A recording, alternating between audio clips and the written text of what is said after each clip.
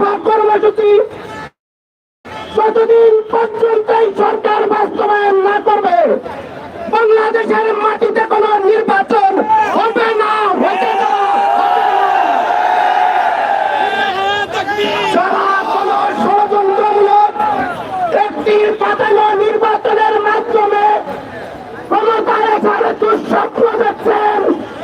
এই 5 দফা বাস্তবায়ন না হলে তাদের ক্ষমতার স্বাদ বাংলাদেশের 18 কোটি মানুষ চিরদিনের জন্য ধুলায় মিশিয়ে দেবে।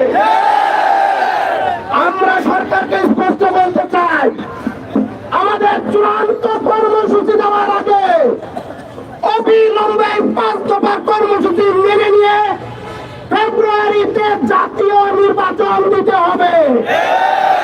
না হলে যদি এর কোন পরিণতি হয় তার জন্য সরকারকে সকল দায়িত্ব বহন করতে হবে।